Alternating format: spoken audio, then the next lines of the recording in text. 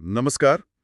આજે આપણે ગુજરાતના એક એમ કહી શકાય કે અમૂલ્ય રત્નની વાત કરવાના છીએ, પાટણની રાણીની વાવ. હા, નમસ્કાર. અને આપણી ચર્ચાનો આધાર છે પાટણની રાણીની વાવ, ગુજરાતનો ઐતિહાસિક તાજમહેલ નામનો સ્ત્રોત. બરાબર. તો આજના આ વિશ્લેષણમાં આપણો હેતુ એ સમજવાનો છે કે આ અદ્ભુત વાવ એ ફક્ત પગથિયાવાળો કૂવો કેમ નથી, પણ એનાથી ઘણું વધારે છે. ચોક્કસ. અને સ્ત્રોતનું જે શીર્ષક છે ને, ઐતિહાસિક તાજમહેલ, એ જ ઘણું કહી જાય છે.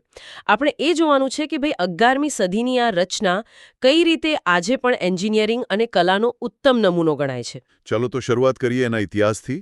11મી સદી, સોલંકી વંશ, ગુજરાતનો સુવર્ણકાળ, ખરું ને? બિલકુલ.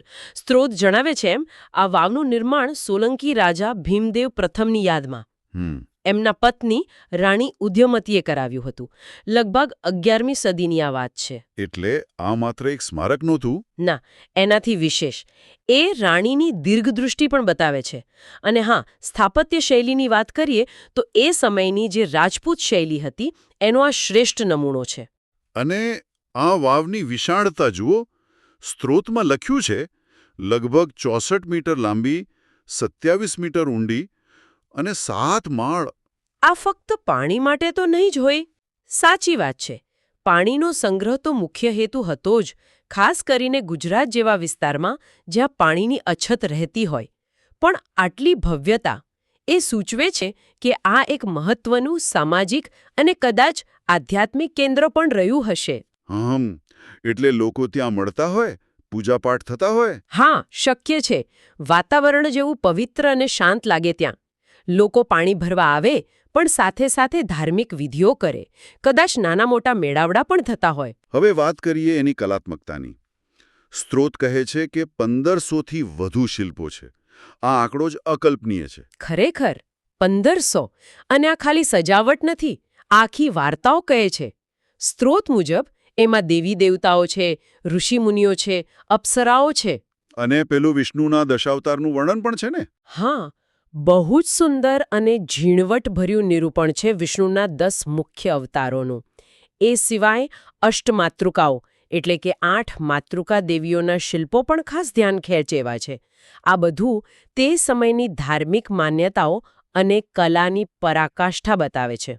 આટલું બધું ધાર્મિક નિરૂપણ, ખાસ કરીને વિષ્ણુ અને માતૃકા દેવીઓ, શું પાણીના સ્ત્રોત સાથે એનો કોઈ ખાસ સંબંધ ખરો? ચોક્કસપણે હોઈ શકે. જુઓ, ભારતીય સંસ્કૃતિમાં જળને તો પવિત્ર અને જીવનદાયી માન્યો જ છે. વિષ્ણુ પાલનકર્તા દેવ છે અને જળ જીવન ટકાવે છે.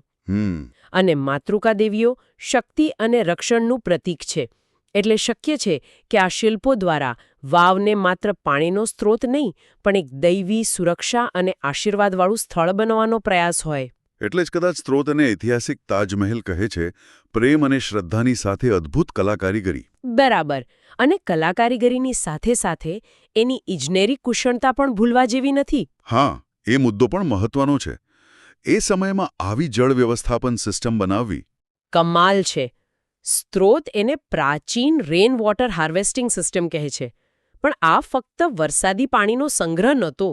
એની રચના જ એવી છે કે ભૂગર્ભ જળ રિચાર્જ થાય અને પાણીનું સ્તર જળવાઈ રહે.